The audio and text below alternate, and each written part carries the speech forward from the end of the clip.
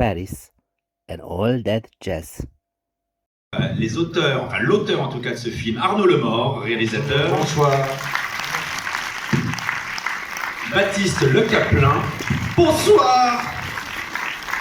Et naturellement Claire Schiste. Bonsoir. Bonsoir, bonsoir, merci beaucoup d'être là. Venez voir le film un dimanche pluvieux. Bonsoir, ici les Moulineaux, ça va? Vous êtes chaud? Merci d'être venus un dimanche soir. Ça fait croire que t'étais bon en impro et puis pas du tout. Non, mais non, je suis très content. Ça va, vous avez passé un moment, ça vous a plu? Le siège réservé, il y a quelqu'un qui est venu ou il n'y a personne qui est venu? Ça, c'est de ma faute. Non, c'est Trump qui devait venir, mais visiblement il est venu. Alors attends, on peut peut-être dire un truc quand même. C'est la dernière, toute dernière avant-première, avant la sortie officielle du film. Donc merci infiniment d'être venu en avant-première voir le film et merci, c'est un honneur de vous montrer ça en dernier. Vous filmez pour internet? Coucou Pierre Ninet, t'es trop beau!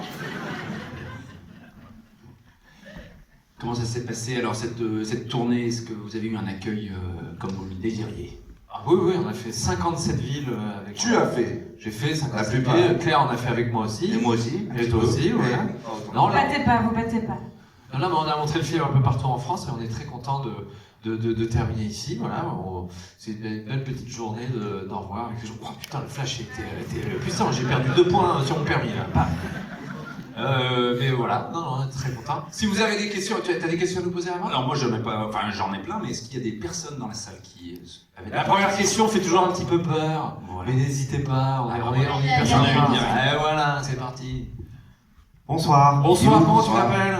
Je m'appelle Christophe, je suis comédien. Salut Christophe, t'es comédien. Il est où Christian? Christian, où est-ce qu'il est? Dans ton cul. Oh, on va faire ça aux gens là. Mais je suis... Oh, ça va. Non, Christian, il est... Pardon, c'est nul, hein, c'est vraiment trop facile. Je reprends une blague de Chabat, hein, pas de moi. Tout à fait. Oui, mais bon, c'est pas bien. Non, mais il y avait un bon timing quand même. Oui. C'était très sympa. De toute façon, je viens de Nantes et je suis habitué aux blagues de merde. Alors écoutez, merci beaucoup en tout cas pour Christian, ce il est film. chez lui, J'en il est chez lui, profite. il est chez lui. Comment? Il est chez lui, Christian. Oui, il est en Belgique. J'ai quoi? Allez, tu veux le code de la porte? Non. Il est chez lui, oui. D'accord. Bon, écoutez, j'en profite tant que j'ai encore la parole. Merci infiniment pour ce film. Ça me fait rire. Et en ce moment, on en a besoin. C'est Christophe. Merci. C'est tout, tu voulais juste dire ça? T'es venu de Nantes exprès, en voiture? Non, j'habite à Paris. Ah d'accord, ok, tu m'as fait peur, parce que t'es venu de Nantes. Ah, j'ai quand même envie de leur dire. Bravo pour le film. J'ai bien fait. Un petit peu. Alors, Par merci, contre, je peux peut-être rajouter encore que j'ai une bande démo et un CV à donner au réalisateur Ah oui. qui serait enclin à le lire. Tu peux m'envoyer sans problème sur mon Instagram, je reçois régulièrement. Et je lis, voilà, je suis très attentif aussi à tous les jeunes comédiens. Voilà, et quand je peux engager des gens, au moment, je le fais. Et attentif aux jeunes comédiens, en fait, là il y a eu quand même un beau casting de fait, où vous me parliez tout à l'heure du fait que vous aviez été très heureux de pouvoir proposer à Christian de jouer avec Baptiste et Claire, et que lui était très enclin à ça aujourd'hui. Oui, bah écoutez, évidemment... Au revoir messieurs dames, qui voulait partir discrètement, au revoir. Ça vous a plu? Un petit pouce, merci, et devant? Ok. Merci. Pardon, merci. Au revoir. Il y a des gens qui ont mis des parents D'uriner. une banquette à chauffer. Oui, une Et banquette à c'est chauffer. peut-être le moment d'aller récupérer en disant... Personne ne met de blanc. Allez, je vais boire Gladiator 2 et tu reviens, tu as un incendie. Là. C'est vrai. Alors non, le casting, oui, alors comment ça se passe? C'est que, évidemment, j'ai commencé par Christian. Pour une raison simple, c'est qu'il faut financer un film quand on l'a fait. Et c'est vrai qu'une fois que vous avez Christian, vous commencez à pouvoir imaginer trouver des financements. Et puis après, c'est vrai que j'avais un casting, j'avais pas mal de rôles de jeunes dans,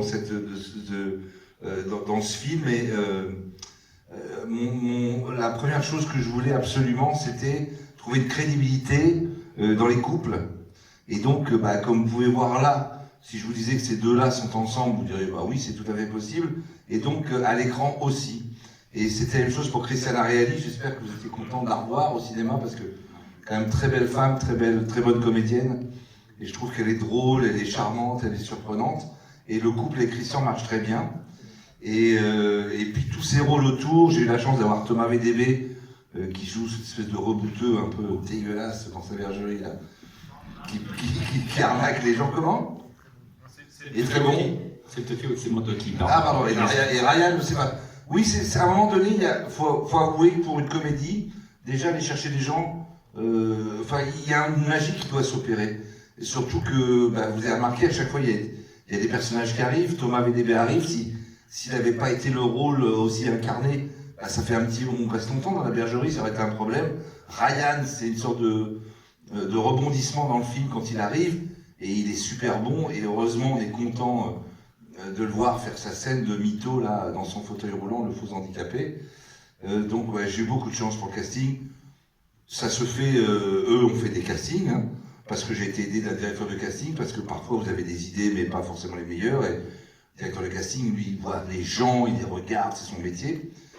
Donc ces deux-là sont passés par un casting, pas parce qu'ils sont bons ou mauvais, c'est qu'à un moment donné, faut vous rassurer, vous essayez des gens, et puis en fait, il y a un truc qui est rassurant pour les comédiens, je vais finir là-dessus, c'est que même si vous voyez 20 personnes et vous êtes la personne prise, c'est que vous avez été plus intéressant que les 19 autres qui ne sont pas prises. Donc s'ils sont là, c'est qu'ils étaient au topas, comme on dit chez les jeunes. Voilà. Bon, bravo. Et d'ailleurs, Claire, vous vous définissez comme une actrice de comédie uniquement, ou je connais pas très bien votre filmo entière, mais vous avez surtout fait des comédies. J'ai fait beaucoup de... J'ai mangé un cookie, parce que ce monsieur m'a donné un cookie, j'ai un peu la bouche sèche, c'est pas que j'ai le trac. Ah mince, on va vous apporter une bouteille d'eau aussi. Non, ça va. J'ai commencé par du théâtre, j'ai plus eu une formation... Non, j'ai pas besoin d'eau, hein. Non, mais prévenir que tu si veux j'ai pas, des tu veux- bizarres, c'est normal. Tu veux de l'autre source? Tu veux Non, je voudrais une coupe de champagne. J'aurais dû la préparer. Allez, mais plus que ça, ils sont fabriqués, enfin.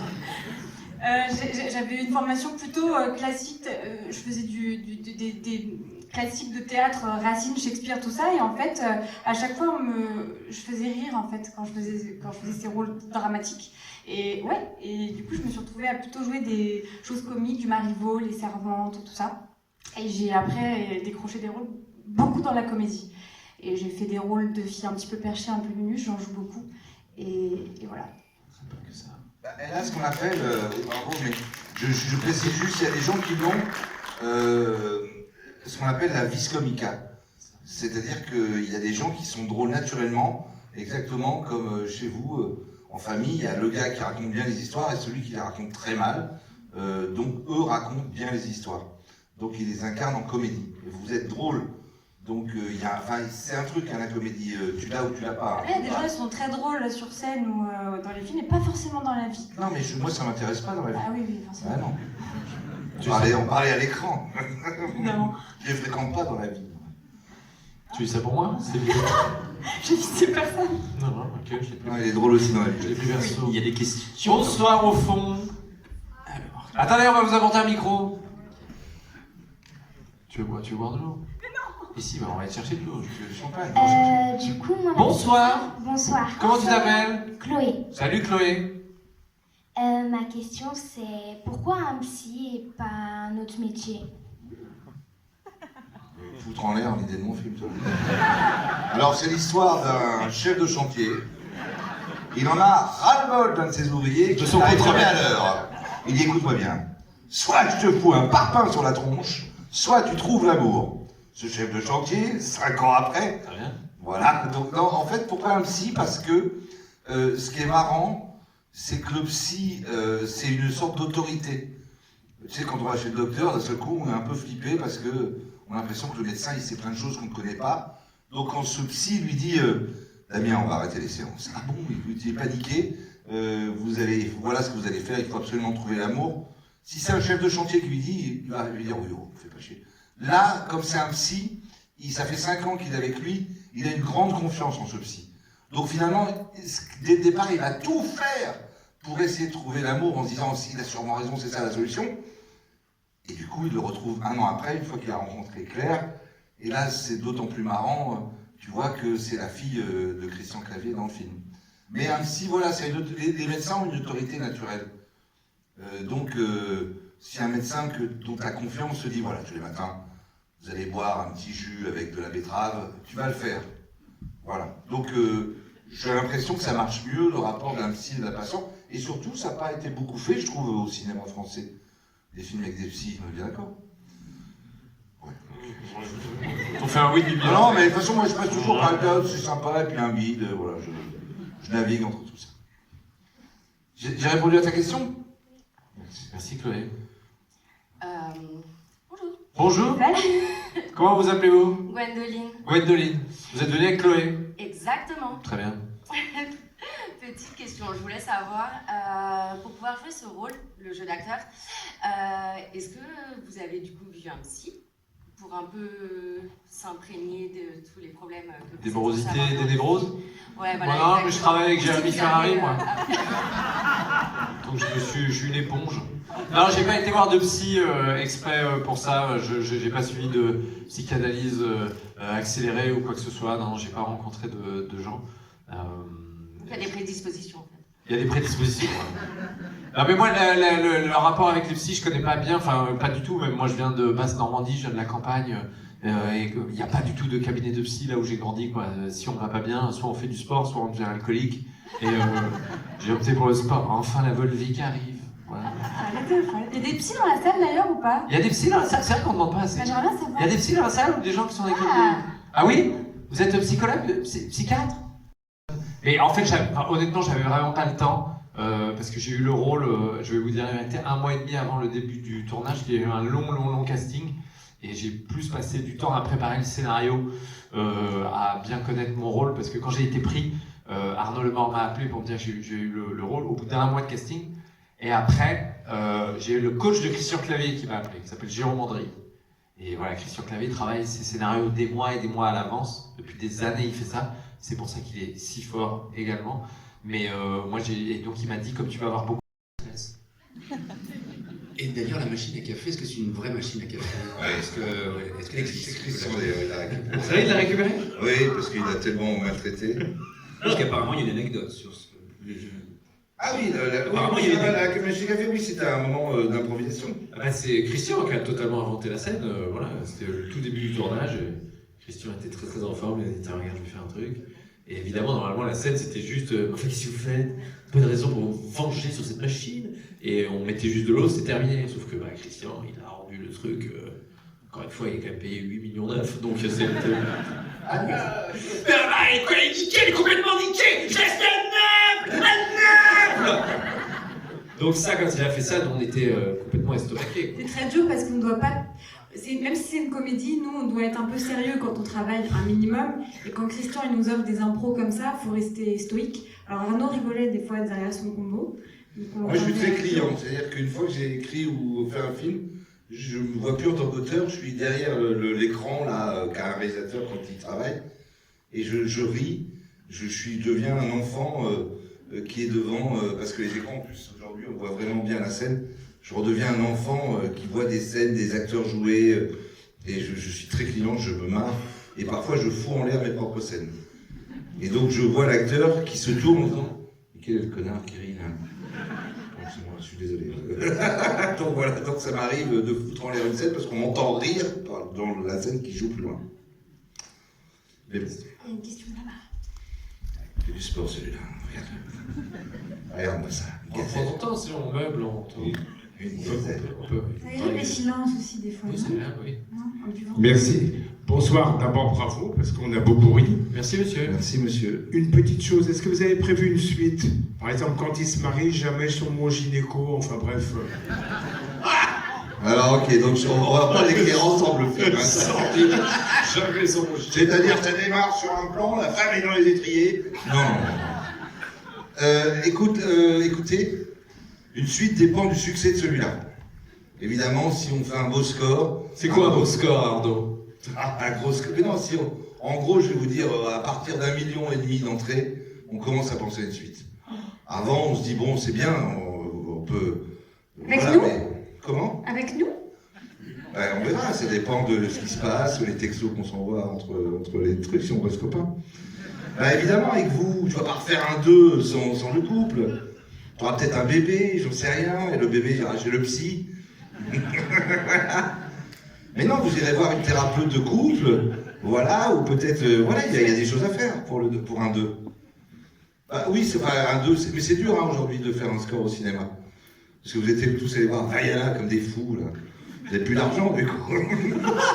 Ils ont tous en plein dîner. Ils ont tous en plein dîner, ouais, Monte Cristo, oui. Non mais dis, alors par contre, je ne sais pas s'il y aura une suite. En revanche, Arnaud, tu peux dire ce qui s'est passé avec Sony. Ah oui, non, franchement, c'est pas mal. Vous savez, le film, avant qu'il soit présenté en France, ils le mettent sur des marchés où ils veulent le vendre. Et donc, marché de cinéma, hein. Marché, oui. C'est pas des asperges et des patates. Qui va fumer Christian Clavier? Merde, c'est pas ça. C'est sur un marché du non, on a une belle surprise, c'est que le film a été Sony, donc la société américaine, a racheté les droits de remake monde pour le film. Donc il va y avoir des remakes un peu partout dans le monde de J'avais son nom aussi. Donc voilà, n'applaudissez pas, hein, vraiment.